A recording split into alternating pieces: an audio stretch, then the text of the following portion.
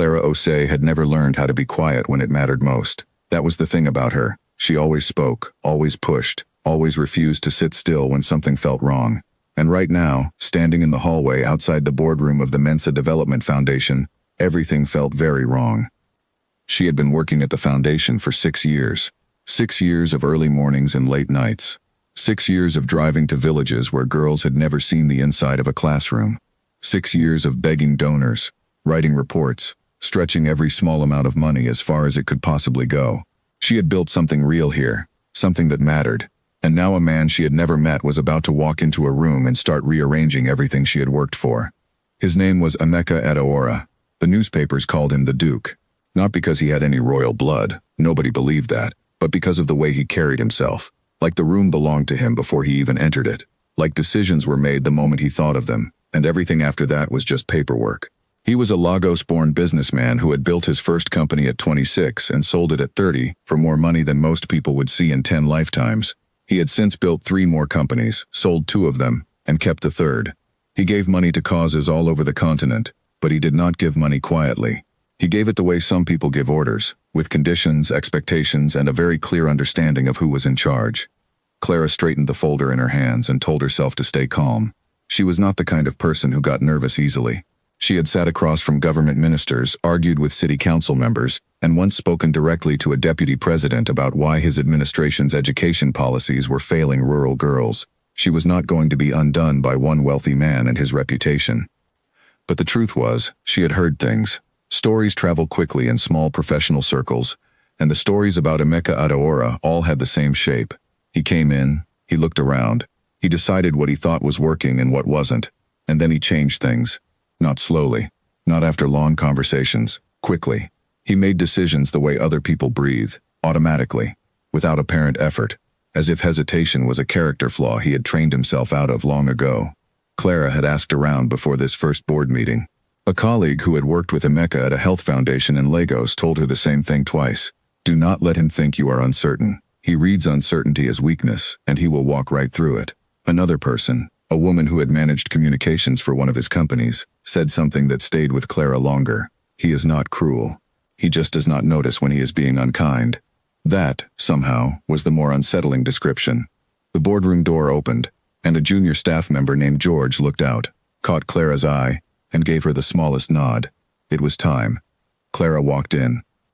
The room was not large, but it had good windows, and the afternoon light came through them at an angle that made everything look slightly formal, slightly staged. The long table had already filled with the foundation's senior staff, program managers, finance leads, the communications director, a few board members who had flown in.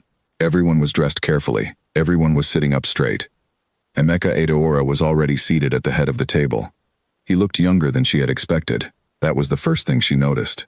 The photographs in the newspapers always made him look severe, older than his years. In person, he was perhaps 42, 43, with a clean dark suit and reading glasses that he had already taken off and placed on the table in front of him.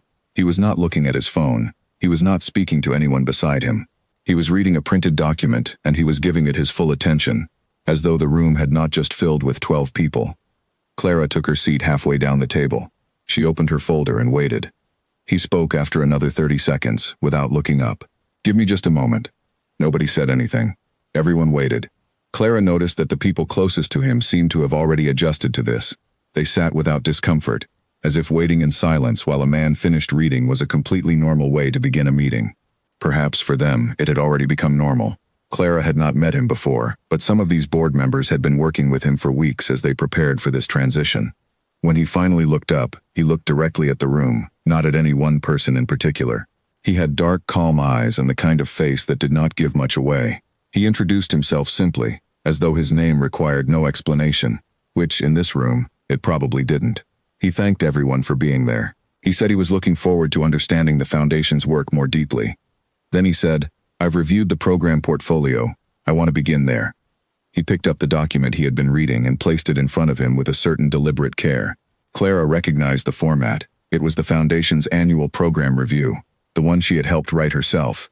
He began to go through the programs one by one: health outreach in the northern region, clean water access in 3 rural districts, agricultural training for small-scale farmers. Each one he spoke about briefly and cleanly, noting the numbers. asking a focused question or two, listening to the answers without visible reaction. Then he reached the Girls' Education Initiative, Clara's program. He looked down at the document. Enrollment in the Girls' School Access Program has grown steadily over 4 years. That's good. He paused. But the cost per beneficiary has also grown. It's now one of the highest in the portfolio, and the retention data past grade 6 is not strong. Clara set her pen down. The retention data reflects a systemic issue, not a program failure. Many families pull their daughters out of school for reasons the program alone cannot solve. Economic pressure, early marriage expectations, lack of secondary schools within reach. The program is addressing that at the community level. We have ongoing negotiations with 2 district education offices to expand secondary access. Emeka looked at her for the first time since she had entered the room.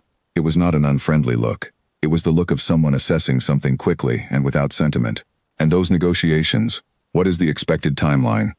We anticipate a formal agreement within 8 months. 8 months is a projection, not a result. It is an informed projection based on the progress of those conversations. He nodded once, slowly. We will come back to the girls' education program. I want more detail on the secondary access plan before the next board session. He moved on to the next item on his list. Clara wrote something in her folder so that she had something to do with her hands. She was not angry, not yet, but she recognized what had just happened. He had not dismissed her program. He had flagged it. He had placed it under scrutiny in a room full of people, which was a different thing from having a private conversation about concerns.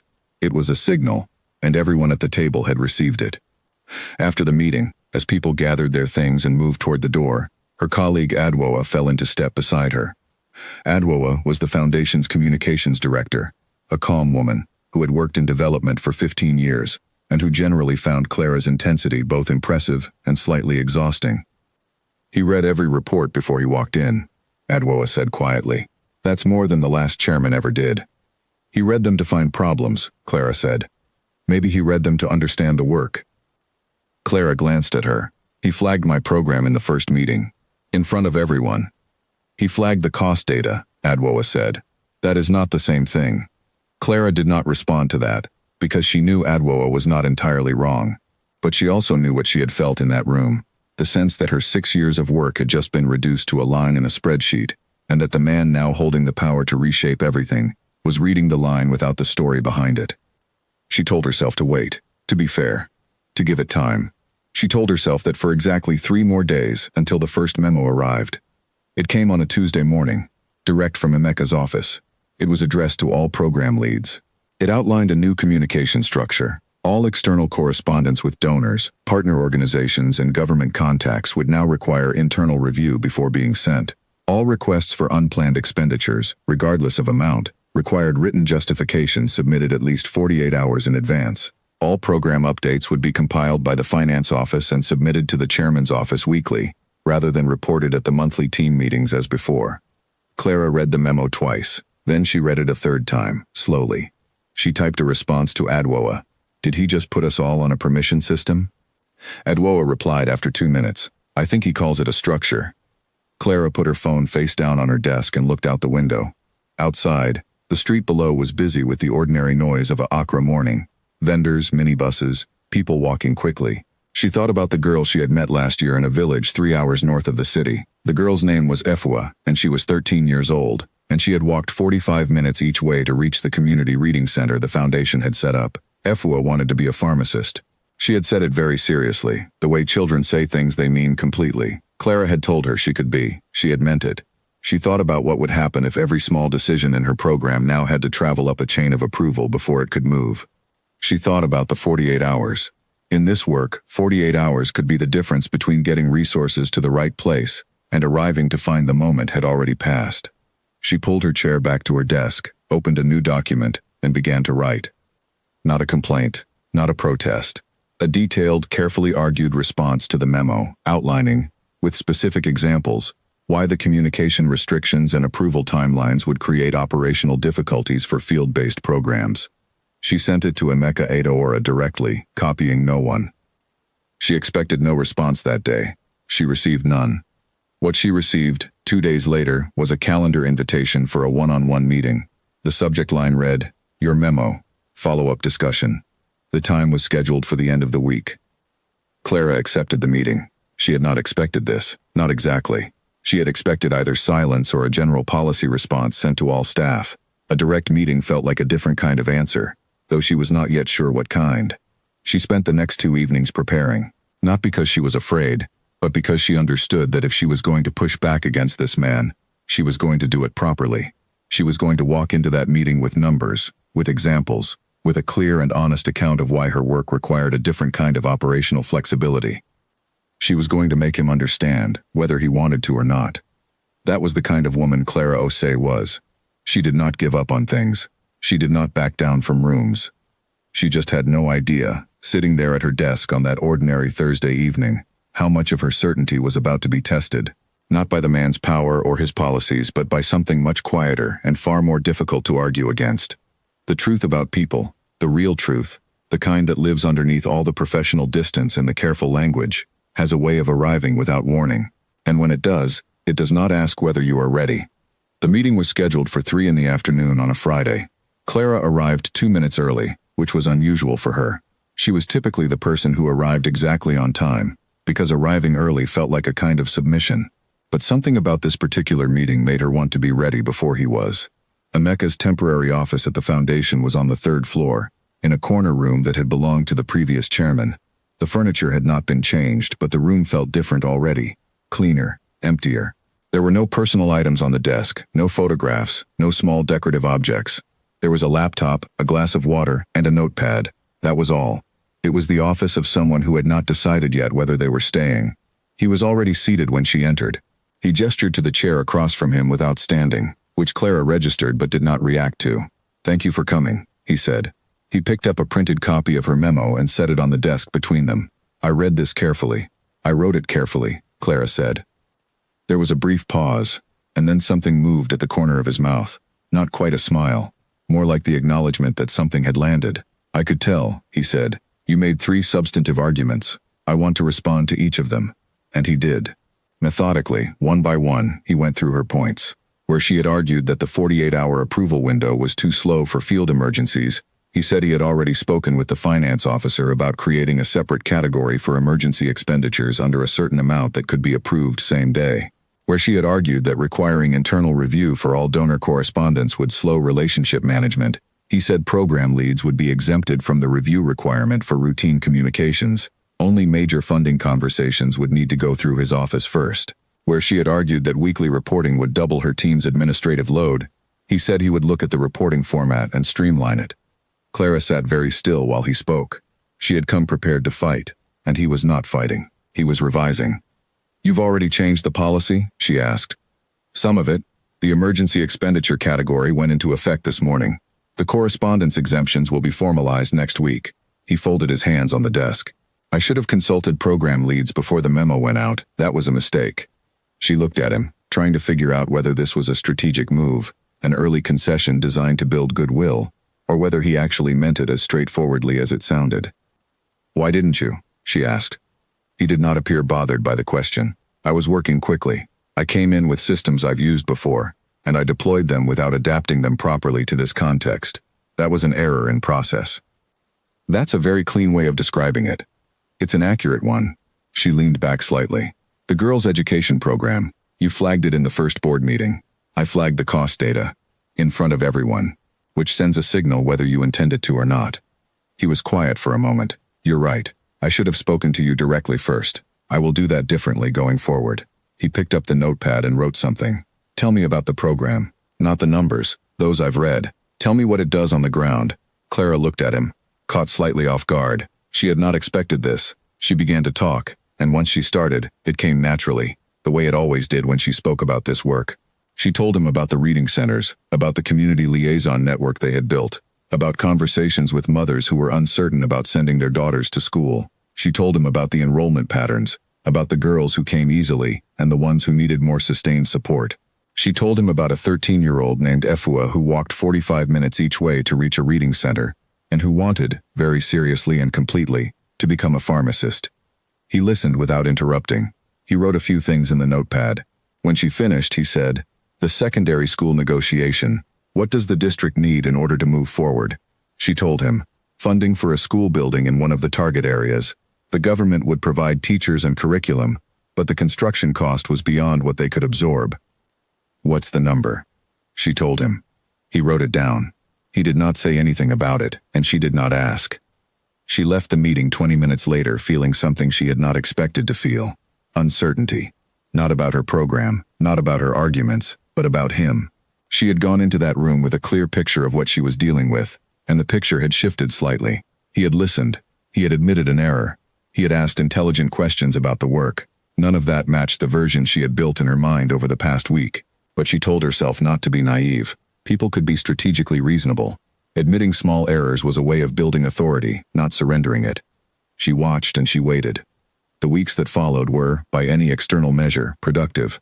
Emeka instituted a new planning cycle that Clara privately admitted was better organized than the previous one. He brought in an external evaluation team to review all the Foundation's programs. He was present at the office most days, which was different from his predecessor, who had treated the chairmanship as largely ceremonial. But the tension between them did not disappear, it evolved. Clara challenged his decisions in meetings when she disagreed, not with hostility.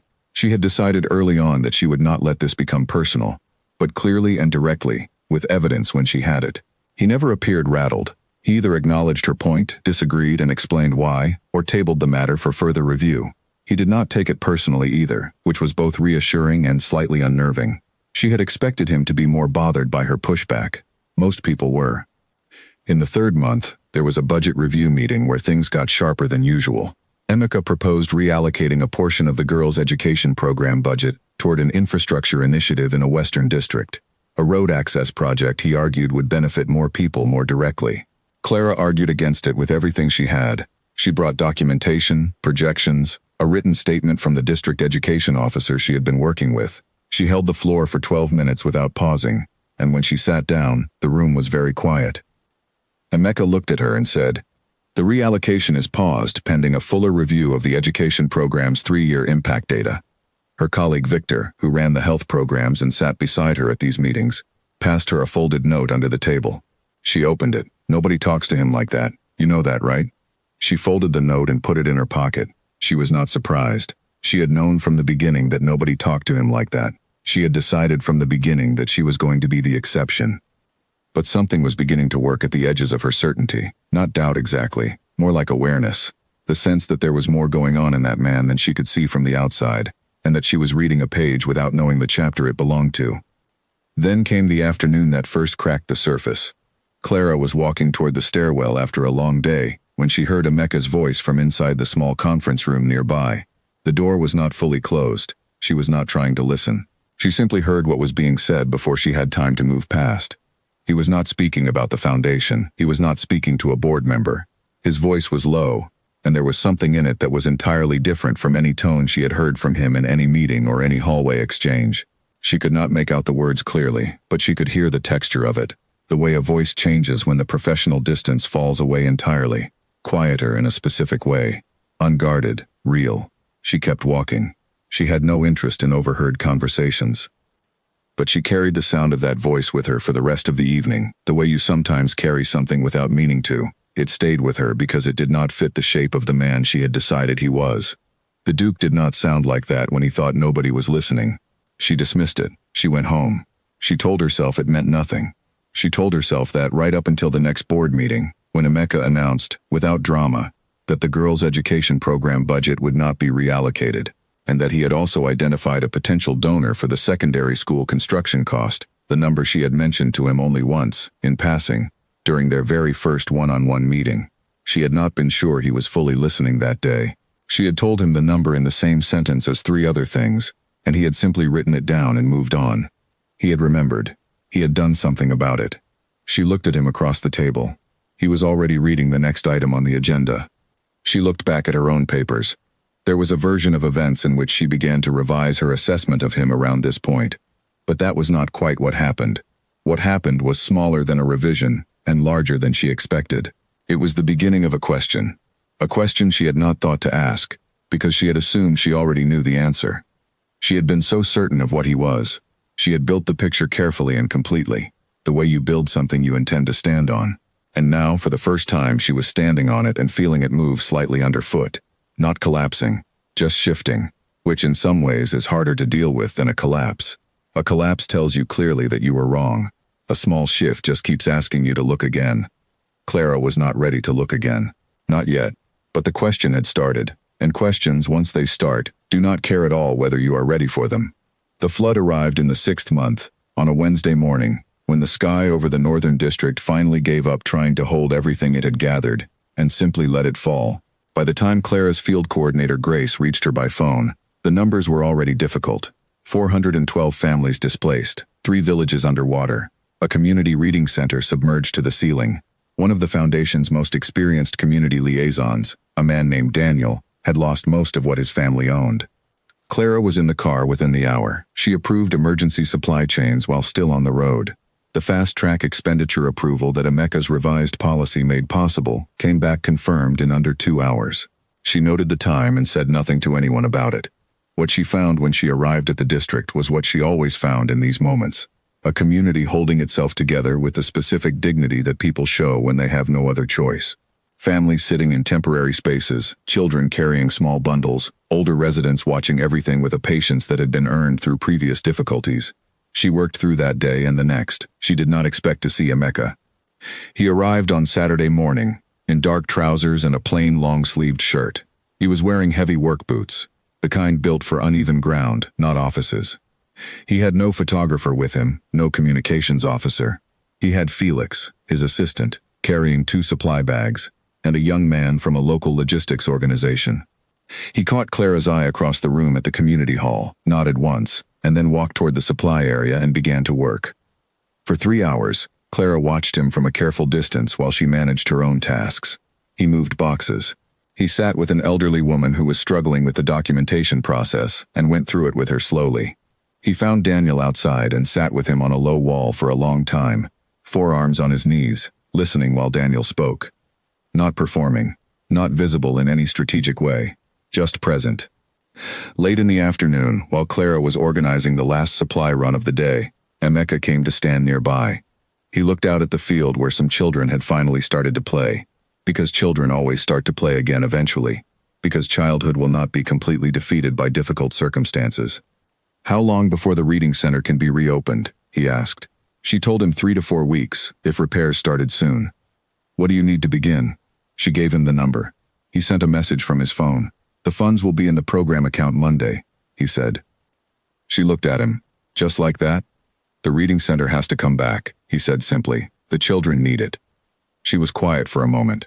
She thought about Efua, who wanted to be a pharmacist and walked 45 minutes each way. She thought about what Daniel must have told his community when the water was still rising, that this wasn't the end, that the program would return. She did not say any of that. She just looked out at the field. "I didn't expect you to come out here," she said. He glanced at her briefly. His expression was plain and undefended. "I know you didn't," he said. The evening light was softening over the field. Inside the hall, someone laughed, the surprised laugh of a person who had not expected to find anything funny today. The children kept running in wide circles, as if the ground had always been solid and always would be. Clara did not revise anything in that moment. She was not someone who revised things quickly, but she kept it all. The boots, the long conversation with Daniel, the message sent without discussion, the quiet tone in the hallway that she still could not quite place. She kept it in the part of her mind reserved for things she had not yet decided what to do with. That part of her mind was getting fuller by the week. The weeks after the flood were some of the most demanding of Clara's career, and also, in a way she did not immediately recognize, some of the most clarifying. When a crisis hits work you care about, it strips away everything that was ornamental, and leaves only what is essential. Clara had always known that about herself. She was clearer in a crisis than she was in a comfortable week, and the flood gave her a lot of clarity about many things, including things she had not set out to think about. The reading center repairs began on the Monday following Emeka's visit, exactly when he had said the funds would arrive. Clara's team sourced the materials through 2 local suppliers, a decision she made quickly and practically, without the second layer of approval it would have required under the original policy Emeka had brought in. Under the revised policy, it went through smoothly. She filed the paperwork, the approval arrived in the morning, and her team was on site by afternoon. There was something almost absurd about how efficiently it worked, and she carried that absurdity carefully, examining it from different angles when she had quiet moments. She had fought very hard against that approval system in the beginning. She had written a memo, held a private meeting, and challenged the policy loudly enough that the room had gone quiet, and now the revised version of the same system was enabling her to move faster than the Foundation had ever moved in a crisis before. This was not a comfortable thing to sit with. She sat with it anyway, because Clara had always believed that sitting with uncomfortable truths was one of the most important things a person could do for the quality of their own thinking. She did not call Emeka to tell him any of this. She did not thank him publicly, but she stopped arguing against the reporting structure in team meetings, which for Clara was the closest thing to an acknowledgement that circumstances had allowed. Daniel's return to the community liaison team happened faster than expected. He was back at work within 10 days of the flooding, even before his home was fully repaired. Clara checked in with him during a field visit and found him the same as he always was, practical, warm, completely uninterested in sympathy. The children were at the temporary center the second day after the water went down, he told her. 2 of the older girls organized it themselves. They brought books from their own homes and made a reading session. Clara asked which girls, and he named them. She knew both of them. One of them was Efua. She did not let her expression change much, because Daniel was not a man who needed emotional responses from his supervisor. He needed resources and support, and the quiet confidence that the program would continue. She gave him those things, and they moved through the rest of the visit efficiently. On the drive back to the city, she thought about Efua organizing a reading session in a temporary shelter with books from her own home, 2 days after a flood. She thought about what it means when a program has been running long enough that the young people inside it begin to run it themselves, instinctively, without being asked. That was the marker she had always believed in, not enrollment numbers, not cost per beneficiary data, but the moment when the community begins to own the thing you built for them, when they carry it even when you are not there. She thought about Emeka sitting on a wall with Daniel. She thought about what he had said afterward, about the reading center having to come back, in the same tone he used for financial decisions and policy revisions, as if it were simply the obvious next step, not a gesture of generosity. She filed all of this without categorizing it, not yet. The evaluation team's report came in during the 7th month. It was thorough and carefully written, and it covered every major program the Foundation ran. Clara had cooperated with the evaluation team fully. She had opened every file, answered every question, made her team available for interviews. She had done this partly because she believed in evaluation, and partly because she wanted the results to be undeniably clear. She wanted the numbers to speak for themselves, and she was confident in what the numbers said about the girls' education program. The report confirmed her confidence. The program's community penetration was among the highest in the portfolio. The community liaison model was cited as a particularly effective innovation. The retention concern that Emeka had raised in the first board meeting was addressed directly. The evaluators noted that retention challenges past grade 6 were a district-level structural issue, not a program failure, and they recommended the secondary school expansion as the logical next phase. Clara read the report in her office on a Thursday morning with a cup of tea going cold on her desk. When she reached the section on the girls' education program, she read it twice, then set the report down and looked out the window for a long time. She had been right. The numbers confirmed it. The independent assessment confirmed it. She had been right about all of it from the beginning, and she still felt, sitting there with the confirmed evidence in her hands, that she had not entirely understood the situation. The feeling was not doubt. It was more like the awareness that being right about your specific thing does not necessarily mean you have understood the full picture. She had been right about her program. She had not necessarily been right about him. The board meeting where the evaluation was presented was a different kind of meeting than the others had been. There was a sense of settling in the room. The Foundation finding its rhythm, the early tensions of transition giving way to something more workable. Emeka presented the evaluation findings clearly and without favoritism, acknowledging both the strong results and the areas that needed development. He did not single out the girls' education program as the star of the portfolio, but he did not minimize it either. He described the secondary school expansion as a priority for the next funding cycle, and said he had 3 donor conversations scheduled for the following month. Clara listened to all of this and made her notes. Afterward, as the meeting broke up, her colleague Adwoa fell into step beside her in the corridor. "You look like you're doing math in your head," Adwoa said. "I'm always doing math in my head. Different math than usual." Adwoa paused. "He's good, Clara. You know that." Clara considered this. "He is capable," she said. "That's not the same as trusting how he uses it." Adwoa made a small sound that was not quite agreement and not quite disagreement. They had been colleagues long enough that they did not always need to finish conversations. The thing about trust is that it does not arrive all at once. It does not appear on a specific day in response to a specific event. It grows slowly and unevenly, like something organic, advancing in some places while remaining stuck in others. progressing without you noticing until one day you look up and find that the landscape has quietly changed. Clara had grown up in a house where trust was something you held back until someone had earned it through consistent action over a long period of time. Her mother had taught her this not through lectures but through example. Her mother was a woman who had been let down by people she trusted, more than once, in ways that cost her dearly. She had rebuilt after each time, but she had rebuilt differently, more carefully, with better walls. Clara had absorbed this without understanding it as a lesson. It had simply become part of how she moved through the world. And so the slow, uneven growth happening inside her over these months was happening against the resistance of something deep and long established, something that had kept her safe for a long time, and that did not give way without a struggle. In the 8th month, something happened that had nothing to do with the Foundation's work and everything to do with what she was beginning to see. Clara's mother was visiting from the town where she lived, 3 hours away. Her mother was a small woman with large hands and the particular kind of energy that comes from spending a lifetime doing necessary things without complaint. She had come to the city for a medical appointment, something routine, or so she had said on the phone, and was staying with Clara for 3 days. On the second evening, they were sitting together after dinner, and Clara's mother asked about her work. Clara began to describe the past 8 months, and as she did, she found herself describing Emeka Adeora without quite planning to.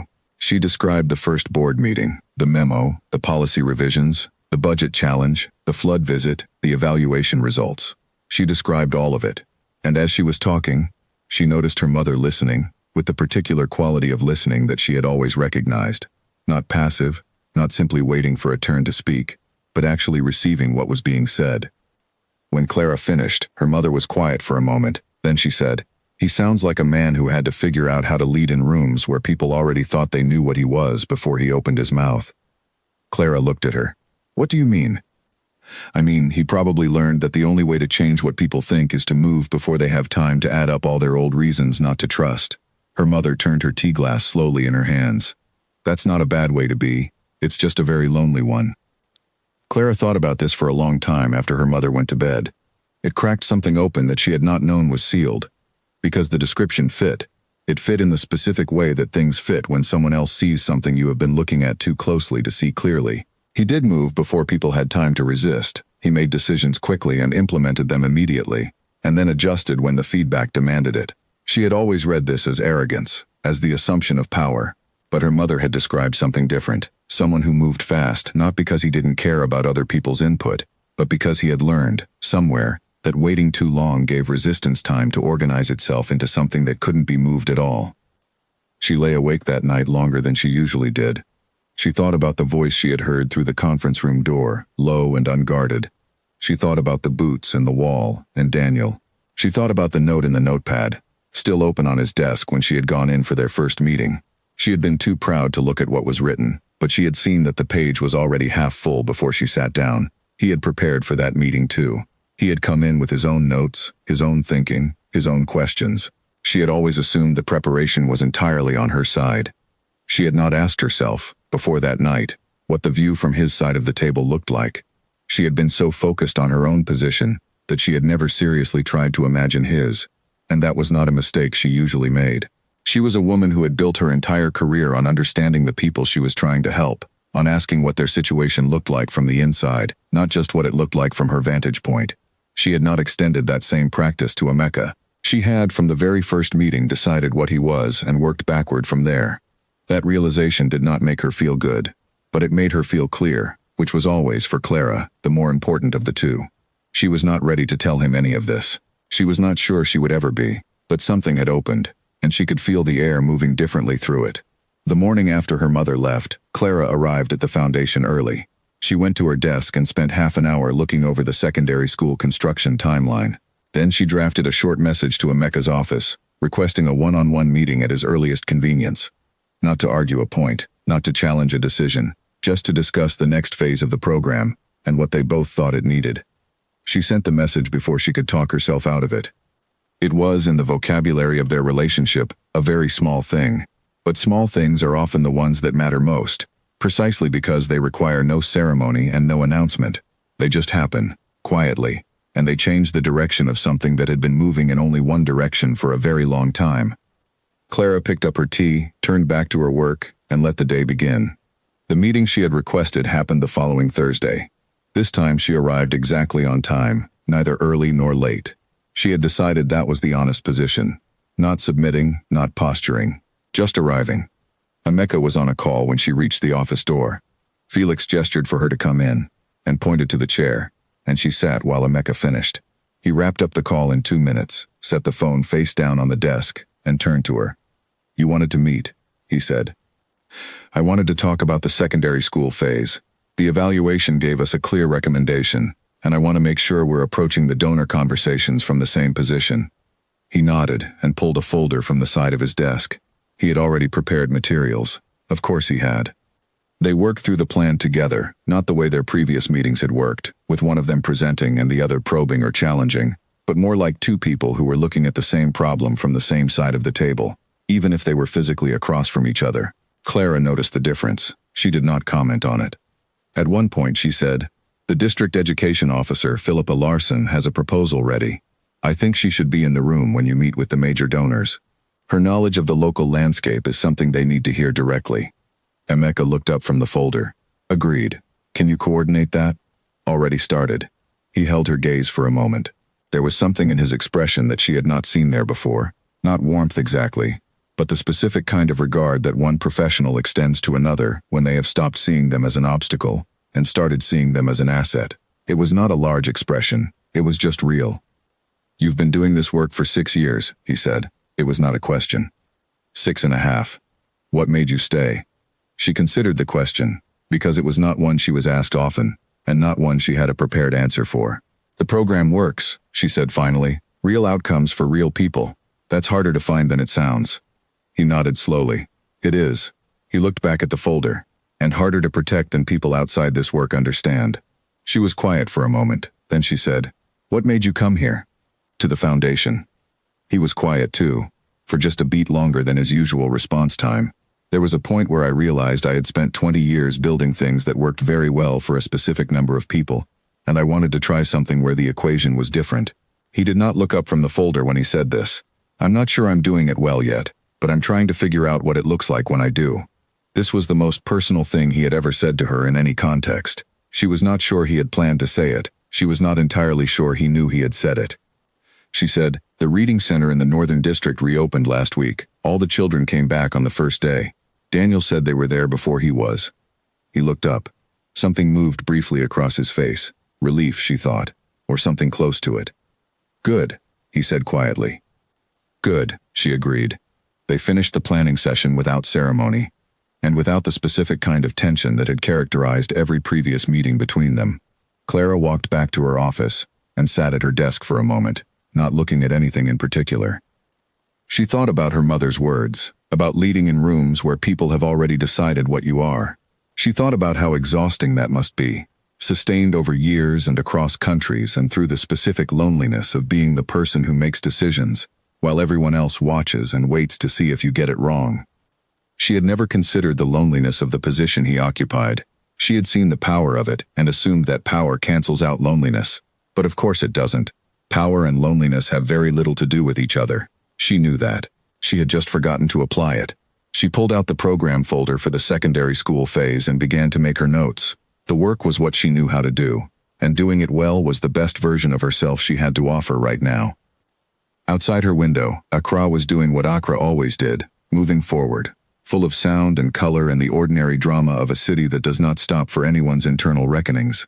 Clara let the sound of it come through the window while she worked. She was not at the end of anything yet. She was somewhere in the middle, which is where all the real and difficult living happens, always. The middle, where nothing is resolved and everything still matters enormously, where you have to keep choosing how to show up because the situation is still going and has not yet told you how it ends. That was where she was. She had stopped fighting the fact of it. She was just in it, moving forward, the way the city outside moved forward, not because everything was certain, but because forward was the only direction that made any sense at all. And she had stopped, somewhere in the last few weeks, thinking of the man on the third floor as an obstacle to move around. She had not yet named what she thought of him instead. She was not sure she needed to. Some things announce themselves when they are ready, and the right response is simply to keep working until they do. There are moments that do not look significant while they are happening. They arrive without announcement, without a particular quality of light, or an obvious sense that something important is occurring. They are quiet and ordinary on the outside. Only afterward, when you look back from some distance, do you see them for what they were. The moment the current shifted, the point where everything that came after became possible because of what happened in that specific and unremarkable space. The moment Clara Osei would remember for years came on a Thursday evening in the 9th month, at the end of a board meeting that had run long by almost an hour. The Foundation's new donor strategy had taken longer to walk through than anyone expected. There were questions from 2 international board members who had joined remotely, and the connection had been poor enough that several points needed repeating. By the time the formal session ended and the last board member had gathered their papers and left, it was past 7 in the evening. Clara had stayed to gather the room, collecting the printed materials, stacking the chairs back to the wall. She did this automatically, the way she always did, because she disliked leaving a shared space in disorder, and because staying an extra few minutes in the conference room after meetings gave her time to organize her thoughts before she went home. It was a habit she had developed in her first year at the Foundation and never given up. She thought the room was empty except for her. The overhead lights had been dimmed by whoever left last, and she was working in the lower light that came from the windows. The city outside still bright enough to see by. The hour before full dark still generous. She had most of the printed materials stacked and was reaching for the last few when she heard a sound from the corner of the room. She looked. Emeka was sitting in one of the chairs against the far wall, the ones that were usually used by staff who sat in on board meetings without being seated at the main table. He had not been there when the meeting ended, or she had not noticed him there, which was not the same thing. He was not looking at her. He was looking at his phone, but not in the way people look at phones when they are checking messages or reading something. He was looking at it as if it were something he was deciding whether to use. Before she could say anything, it rang in his hand. He answered it immediately, which told her he had been waiting for the call. "Yes," he said. Then, after a pause, in a voice so low and different from any professional register she had ever heard from him, "How is she?" Clara stood very still. She was not eavesdropping. She was simply standing in a room that had turned out not to be empty, and the person in the room was speaking in a way that made her understand immediately that she was hearing something private. She considered retreating, but retreating would have involved movement and sound, and she did not want to make him aware of her presence in the middle of whatever this was. So she stood still, and she heard what she heard, which was not much, but was enough. "The surgery is next Thursday," he said. "I've already booked the flight." A pause.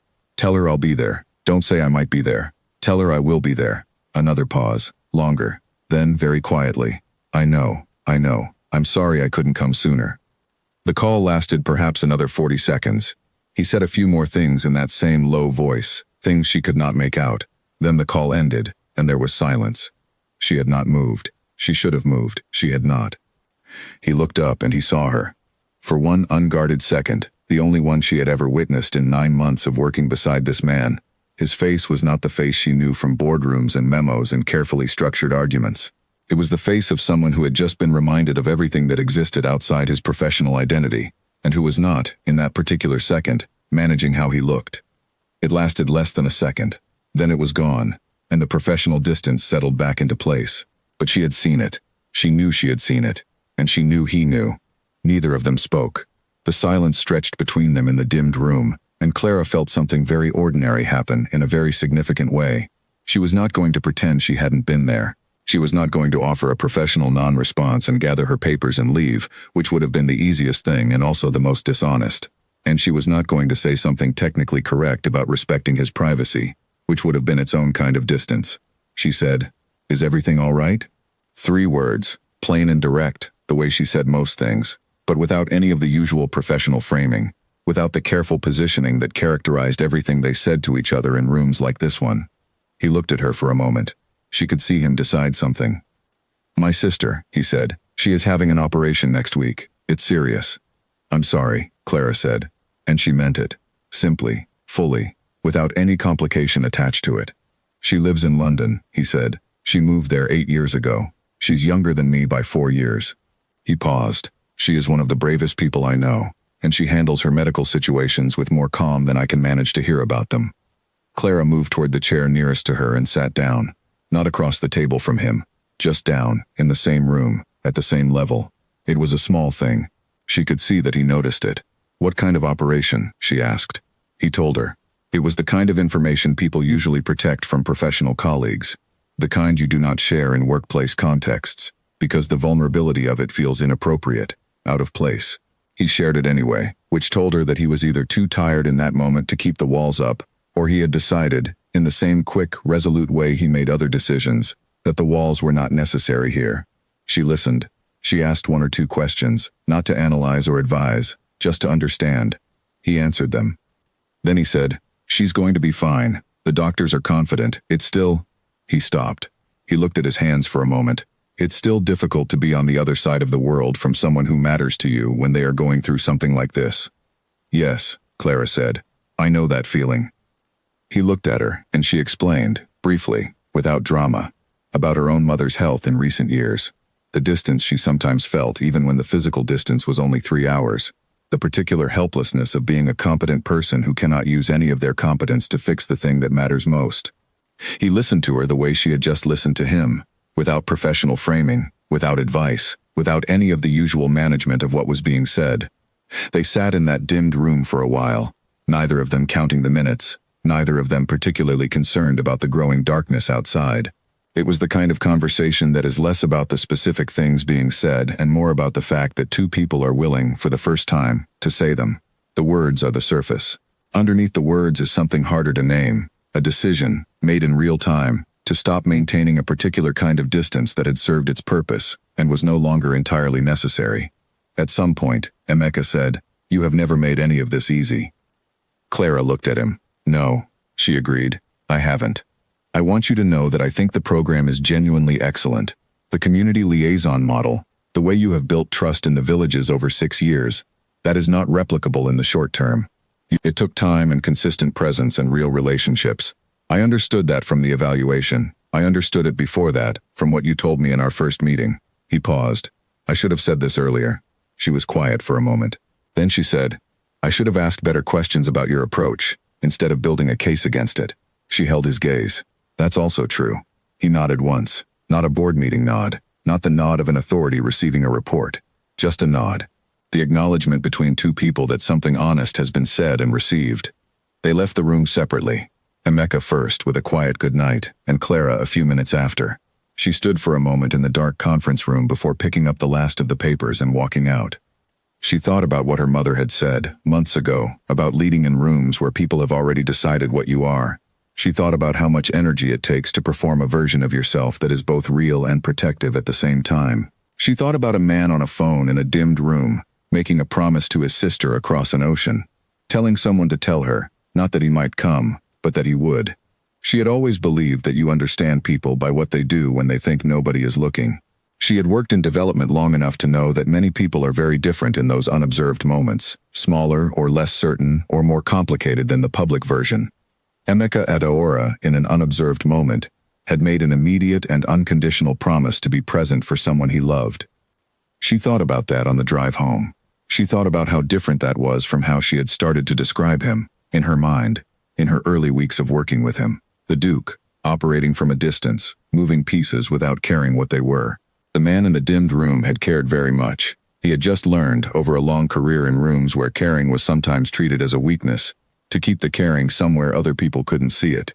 She had learned the same thing herself. She had learned it from her mother, from her work, from the specific experience of being a woman who led teams in spaces where the permission to lead was always slightly more conditional than she wanted it to be.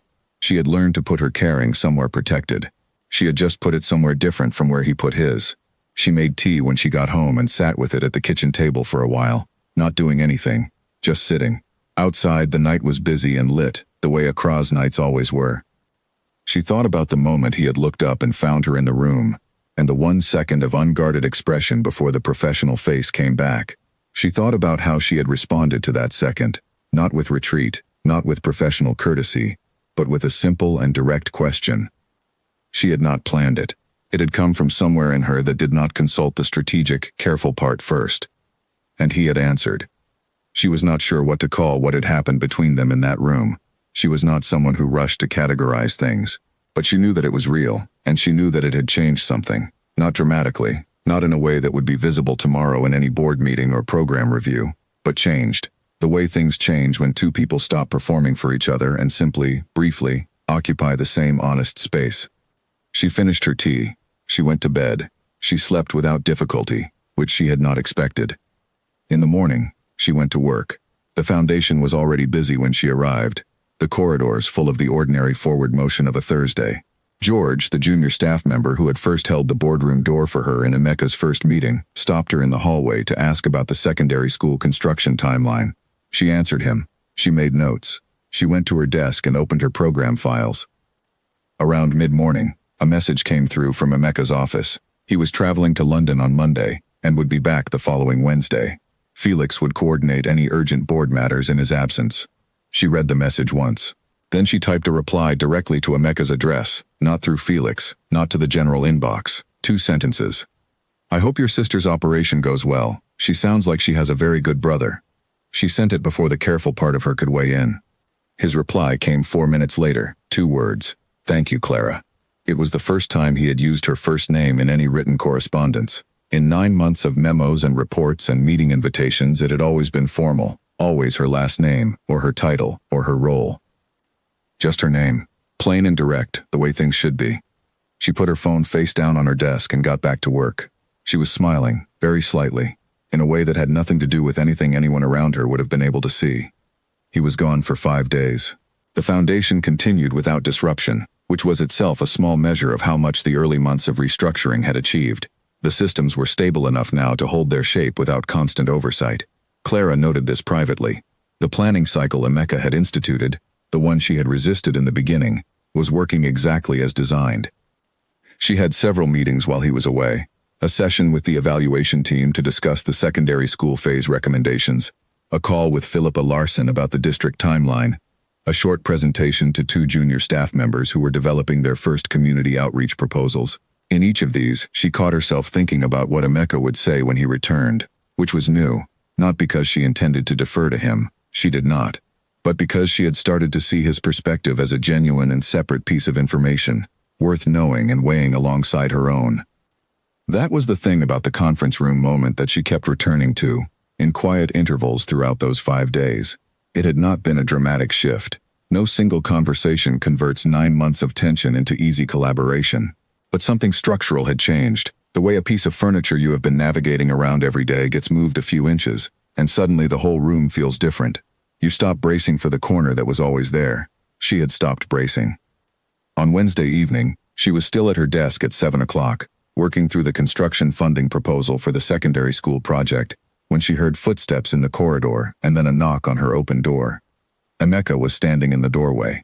He had clearly come straight from the airport. There was a carry-on bag at his feet and he was still in his travel clothes. He looked tired in the particular way that people look when they have been emotionally present for something difficult and the distance from it has not yet fully arrived. You're still here, he said. I'm usually here at this hour, she said.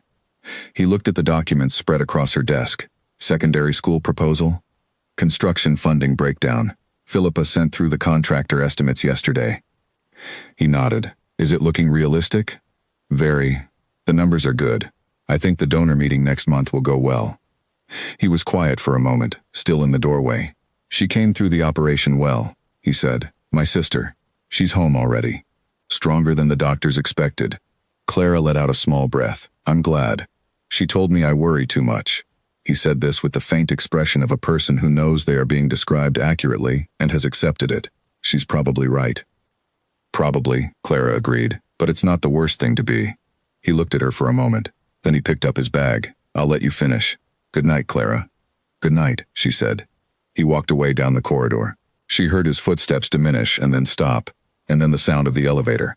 She turned back to the construction figures. Outside, the city was moving through its evening with its usual indifference to the small but significant things happening inside buildings. She ran the numbers, checked them twice, and wrote her notes in the margins in the small, precise handwriting she always used for things she intended to remember. She worked for another hour. Then she packed up, turned off her desk lamp, and went home through the lit and moving streets. Something had settled, not into comfortable certainty, that was not Clara's relationship with anything, but into a working clarity, the kind of clarity you can build on, which is better than comfort, and far more durable. She did not know yet exactly where the next year would take the program, or the foundation, or her understanding of the man who now ran it. She did not need to know. She was a person who was very good at doing the work in front of her, and trusting that the forward motion would become clear as she moved. She had stopped needing everything to be resolved before she could commit to it. That was, in its own way, a kind of progress. The secondary school opened on a Tuesday in April, 14 months after Emeka Adaora had first taken his seat at the head of the foundation's boardroom table. It was a small opening, no press, no ceremony with imported speakers or elaborate catering. Clara had insisted on this, and Emeka had agreed without requiring an explanation, which she took as a mark of how far they had come in understanding each other. The community had planned its own celebration, and that was what mattered.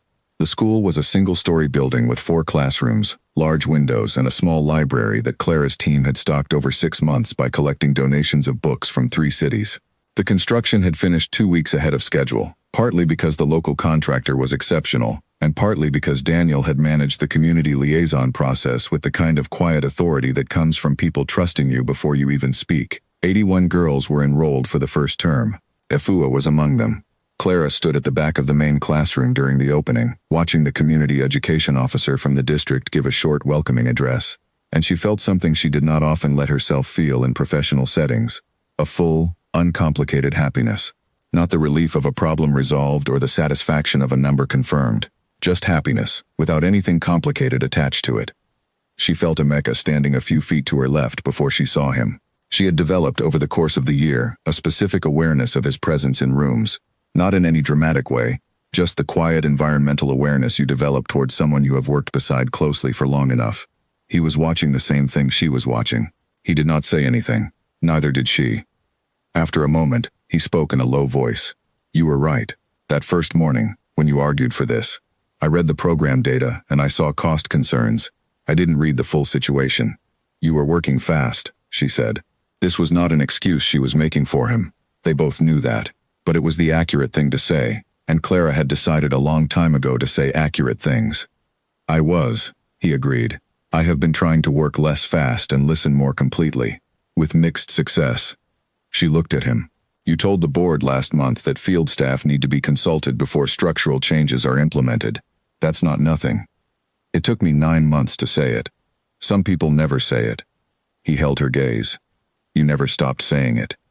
She turned back to the classroom. Up at the front, the education officer had finished speaking, and now the students were introducing themselves one by one. They were nervous and careful, the way young people are when they understand that something matters. Their voices were small at first, then stronger. When Efua stood to give her name, Clara heard her say it clearly and without hesitation. She did not look at Emeka, but she heard him exhale very quietly beside her, in a way that told her he knew exactly who that girl was and what she had walked through to be standing in that classroom. She had told him about Efua twice, once in their first meeting, once at the flood site. He had remembered both times. The year that followed the school's opening was the most productive the foundation had experienced in its history, and also, in Clara's private assessment, the most honest. Something had changed in the quality of how the senior team worked together, not a sudden warmth, nothing so simple as that, but a kind of genuine engagement that had been missing before. People brought problems to meetings instead of hiding them in reports. Disagreements happened early, when they were still workable, rather than being avoided until they became crises. Emeka had established a practice of meeting with each program lead one-on-one every 2 weeks, without an agenda and without Felix in the room. Conversations designed specifically to hear what was not making it into formal channels. Clara had been skeptical about these meetings when he introduced them. She had gone to the first one with a prepared list of topics, the way she prepared for everything, and Emeka had looked at the list and said, "Put that away. I want to hear what you're actually worried about." She had put it away. She had talked for 20 minutes about things she had not put on the list. It was the most useful meeting she had had in a long time. There were still disagreements between them. There would always be disagreements between them. They were too different in their instincts and too committed to their own views for there not to be. But the disagreements had changed shape. They had become productive in the way that real disagreements between people who respect each other can be productive, each one making the final decision better by being honest about where the weaknesses were. Clara's colleague Adwoa noticed this and said so, in her characteristic way, which was to make an observation so quietly that it was easy to miss. "You two have figured something out," Adwoa said one afternoon, passing Clara in the corridor. "We've found a working arrangement," Clara said. "It's more than that," Adwoa said, and kept walking. Clara thought about this. She decided Adwoa was probably right, in the way that Adwoa was usually right about things she said quietly in passing. It was more than an arrangement. It was something harder to name, built from a year of disagreement and revision, and the occasional surprising moment of honest conversation. Not a friendship exactly, not in the conventional sense. Something more specific than that, a mutual recognition, arrived at through difficulty, of the value in a person you had initially decided not to value. Emeka's sister, whose name Clara learned was Nadia, recovered completely from her operation and visited Accra in the autumn. She was taller than Clara expected, with the same direct eyes as her brother, and a quick laugh that was nothing like anything in his professional register. Clara met her at a foundation event and they talked for 20 minutes about Nadia's work in London, which was in public health research. It was a good conversation, sharp and easy in the way conversations are when two people are genuinely interested in each other's work. At one point Nadia said, "My brother speaks highly of you. That is unusual for him. He is not usually generous in his professional assessments." Clara considered this. "He has improved," she said, which was true, but which was also a small return of humor. The first time she had allowed herself that with anyone connected to him. Nadia smiled at her in the specific way of a person who understands much more than is being said, and the conversation moved on. In the second year, Emeka and Clara presented together at a regional conference on community-based education programs. It was Clara's idea, and she had been specific about the format. She would present the program's structure and outcomes data, and he would speak about the governance and funding approach that had made the secondary school phase possible. They were not presenting as a united front or a success story. They were presenting as two people who had tried something and learned from it, including from their own mistakes. They rehearsed together twice in the week before. The rehearsals were efficient and occasionally sharp, which was how they had always worked. At one point, he told her that one of her data slides was too dense and needed to be restructured. She told him that two of his speaking points were too abstract to land with a practitioner audience and needed grounding in specific examples. They both made the changes. At the conference they presented well. Afterward, at the reception, a program director from a foundation in Nairobi approached them together and said, "How long have you two been working together?" "About 2 years," Clara said. "You have the rhythm of people who've been working together much longer," the director said. "That kind of synchronization usually takes much longer to develop." Emeka looked at Clara. She looked at him. There was a brief shared understanding in the look, the private knowledge of what it had actually taken to arrive at this rhythm, which was not efficiency and natural alignment, but a year of friction and revision, and one quiet evening in a dimmed conference room. "We had a steep learning curve," Emeka said. "On both sides," Clara added. The director nodded sagely, as if this were a standard piece of partnership wisdom. Clara and Emeka did not look at each other again, but she was aware, from the slight change in his posture, that he was exercising the same restraint she was. The UN position came in the second spring. It arrived as these things do. First as a rumor through a professional network, then as a direct inquiry, then as a formal interview process that Clara pursued with the full attention she brought to everything.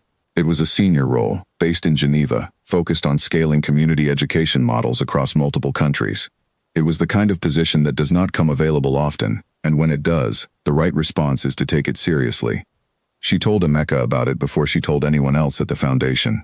This was not something she planned. She had intended to process it privately for a while before saying anything, but she found herself stopping at his office door on a Thursday morning and asking if he had 10 minutes, and then telling him. He listened without interruption. When she finished, he said, "What do you want to do?" "I want to know if you think the foundation can hold the program without me managing it directly."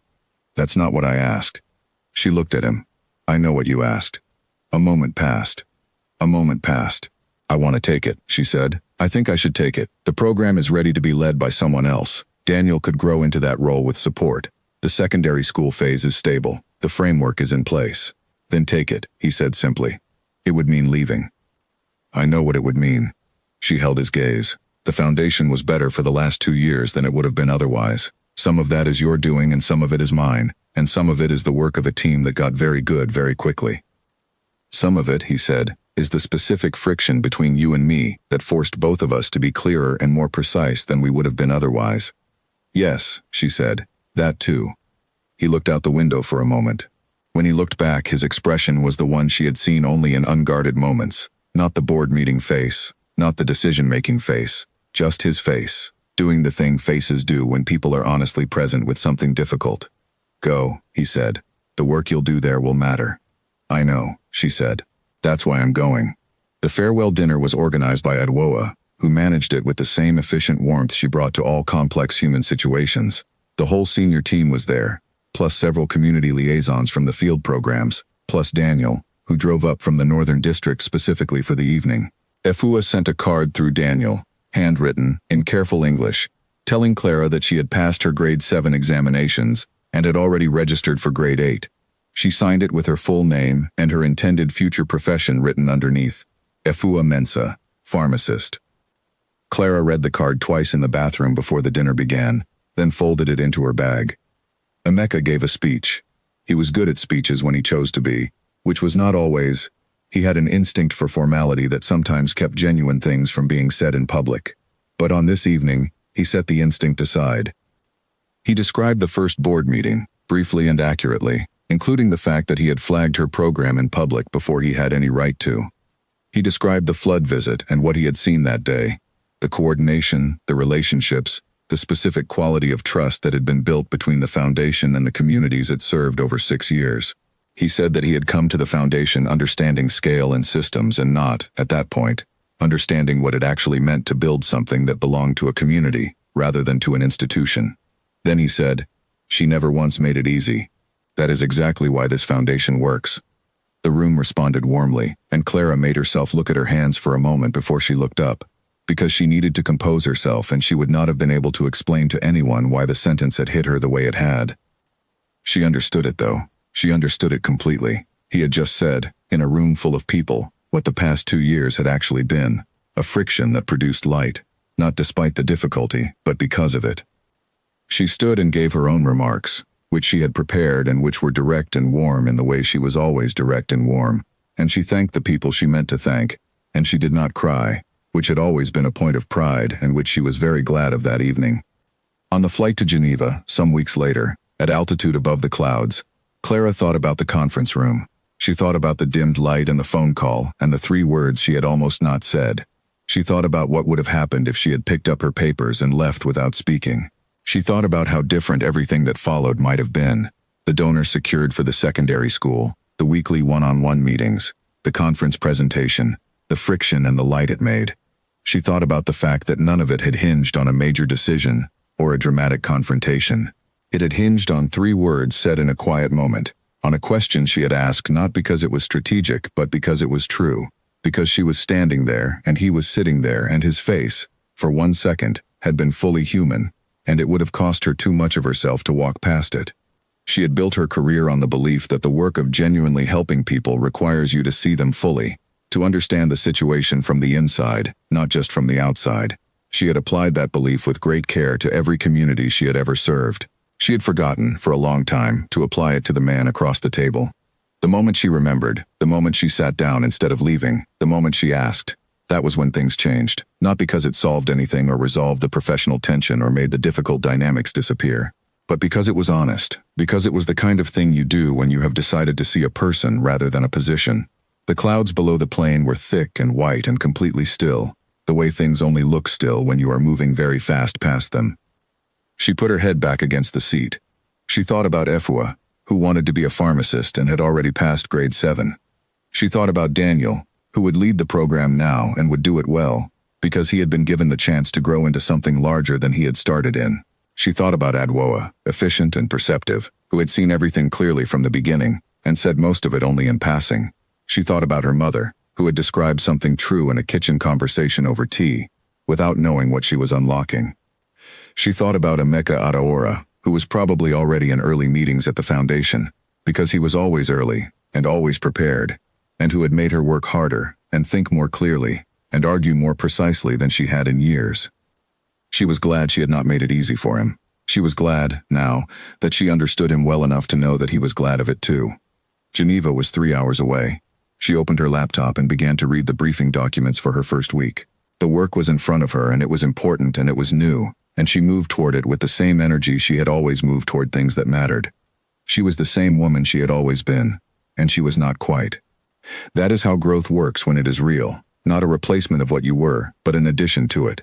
Not the removal of your edges, but the understanding of why you have them and what they are for and when to let them soften. She had not lost her sharpness. She had found in the past 2 years that sharpness is most useful when it is paired with the willingness to ask a genuine question and actually listen to the answer. 3 words. A quiet moment. Everything that came after. She kept reading. The plane moved forward through the bright, still-looking clouds.